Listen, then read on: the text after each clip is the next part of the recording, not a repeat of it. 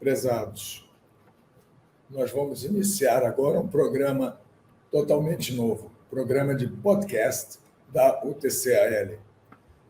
Esse programa vai trazer os maiores especialistas, desculpem a minha voz, os maiores especialistas nacionais e internacionais para falar de assuntos que importam para as utilities. Qualquer assunto tecnológico será muito bem-vindo. E tenho o prazer de iniciar esse programa com a Lactec, com o presidente da Lactec, Luiz Fernando Viana. Vamos falar sobre eletromobilidade, a infraestrutura e inovação que isso representa. O Luiz Viana é administrador pela Universidade do Tuiuti, Paraná, com especialização em Challenges of Leadership in Teams, pelo Instituto de Tecnologia de Massachusetts. Iniciou a carreira na Lactec, me desculpem a voz novamente, em 1999 como estagiário e 15 anos depois é presidente da instituição. É membro de vários conselhos fiscais tecnológicos da Federação das Indústrias do Paraná,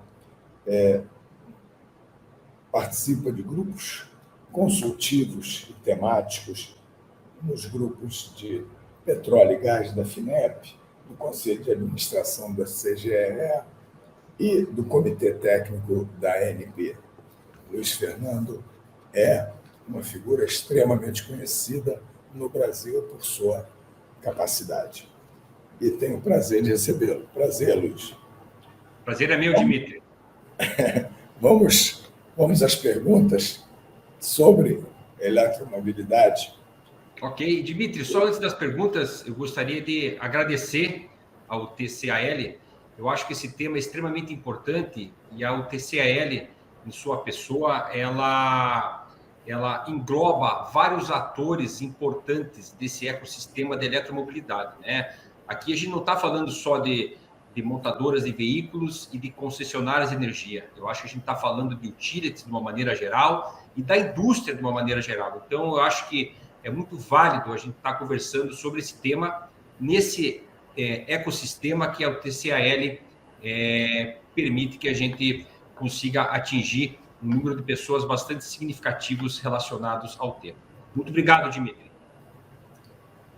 A UTCAL pretende atingir todos os nichos tecnológicos relacionados à eletromobilidade.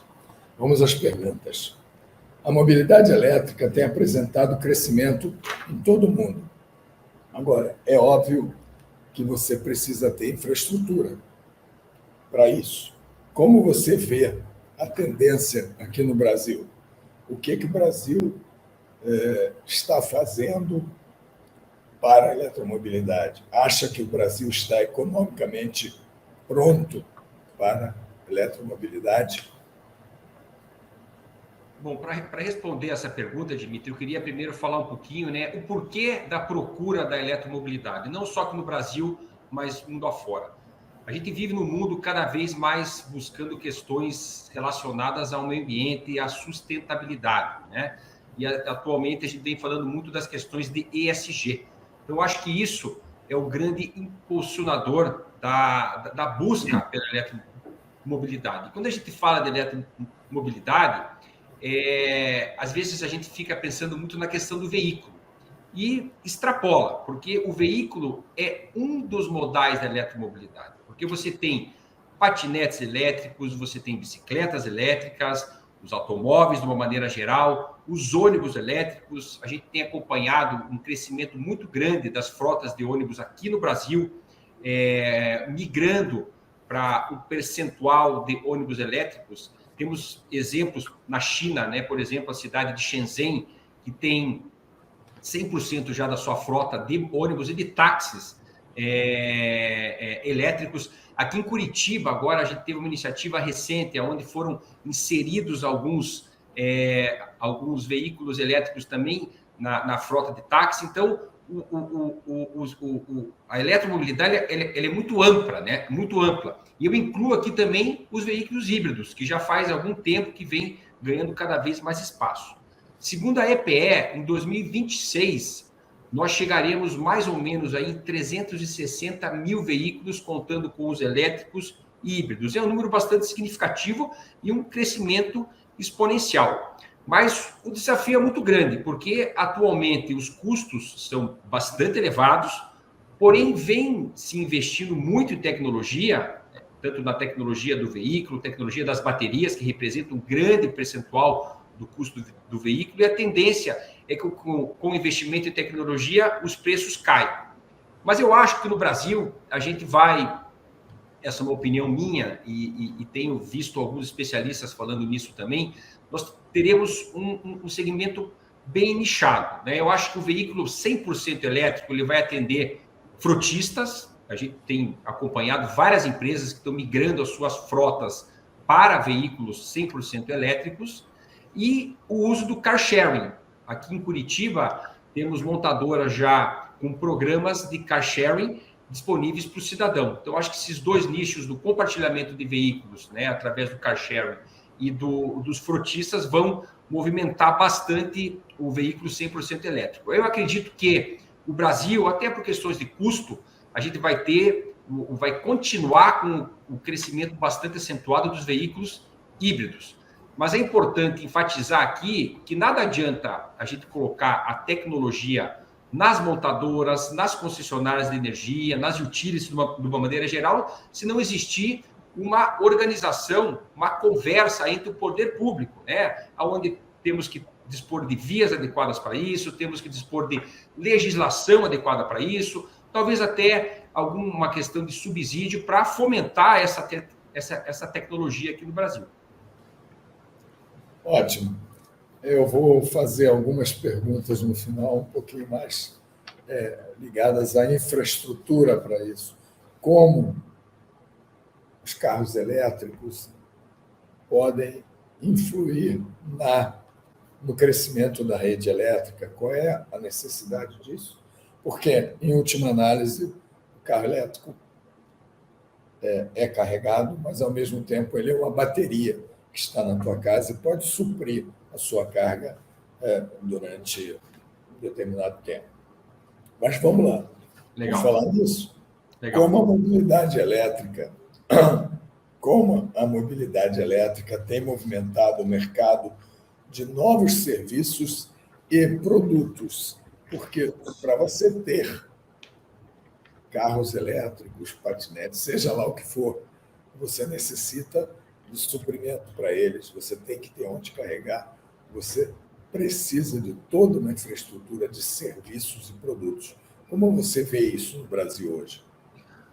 Bom, a gente acompanha essa questão aqui no Lactec já há muito tempo, e eu tenho observado uma grande união entre indústrias, né, entre segmentos industriais diferentes.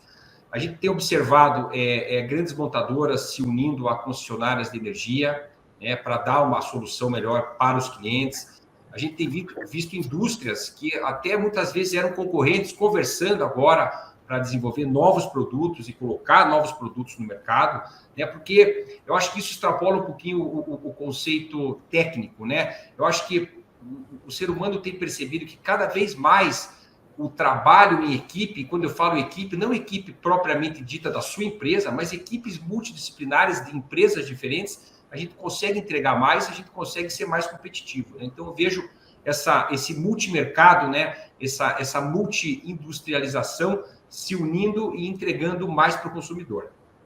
Mas a gente precisa ter uma malha de eletrovias significativa no país para você fazer deslocamentos de grandes percursos, né? Eu cito um exemplo, Dimitri. Alguns anos atrás, eu estive fazendo uma imersão tecnológica na Califórnia, no Vale do Silício, e, na ocasião, eu visitei uma concessionária da Tesla e eu tracei uma rota do painel do carro ligando costa a costa dos Estados Unidos. Eu estava em São Francisco e tracei uma rota até Miami, só para ver como é que funcionava, se eu conseguiria chegar em Miami. Evidentemente que eu não ia fazer essa viagem, era só um experimento, mas eu fiquei impressionado, porque a malha de eletropostos nesse trajeto, que é um trajeto bastante significativo, eu não sei qual bem a distância, eu sei que de avião leva mais ou menos 6 horas para fazer, mas você tinha uma malha com poucos desvios para você carregar o veículo. Então, a gente precisa disso em menor escala, evidentemente, aqui no Brasil. Já temos alguns exemplos, né? O Lactec ele implementou a eletrovia aqui no estado do Paraná, um projeto de P&D, onde ligou a cidade de Foz do Iguaçu até o porto de Paranaguá, que são 700 quilômetros, com 11 eletropostos. Essa via está disponível para qualquer usuário que queira percorrê-la. Ela já foi testada, ela funciona, inclusive, com veículos 100% elétricos. Então, a malha ela tem que ser desenvolvida. O investimento em baterias, em teste em baterias, isso é super importante. Eu me recordo, Dimitri, que há mais de 15 anos atrás, aqui no Lactec, desenvolvemos um projeto experimental, evidentemente, onde nós transformamos um veículo Wagon, na época, em elétrico. E o veículo era praticamente, foram retirados os bancos de trás do veículo, era o lugar do condutor, e o resto era só bateria, né? Então, isso evoluiu muito e tem muito a evoluir ainda. Então, acho que tem que ter bastante investimento em pesquisa, desenvolvimento e inovação. E, finalmente, eu acho que tem sido também um grande desafio para todos, parece que é uma coisa simples, mas não é, são as soluções de pagamento. Né? Você precisa saber como remunerar a energia que está sendo disponibilizada para o consumidor. Né? A gente tem já isso avançado em algumas cidades, e não só em algumas cidades, e em alguns locais determinados de certa cidade também, isso não está bem definido, mas é extremamente importante para você ter uma energia num preço acessível, fora da sua casa, porque em casa é fácil você tendo um veículo elétrico, você instala o seu eletroposto e se torna um autocarregador, né? Mas da porta para fora, para fazer não só grandes deslocamentos, mas deslocamentos pequenos, também você tem que ter essa infraestrutura disponível. Recentemente, pouco tempo, uns anos atrás, foi feito um P&D exatamente sobre eletromobilidade. Eu sei que a Lactec participou de muitos projetos junto com concessionárias de energia elétrica. Na sua opinião, como nós estamos em termos de tecnologia, em desenvolvimento, quanto tempo nós levaremos no Brasil? Essa pergunta é capciosa. Quanto tempo nós levaremos no Brasil para estar num estágio como está a Califórnia hoje? Bom, eu vou tentar estimar um tempo aqui, mas você tocou num ponto extremamente importante. Né?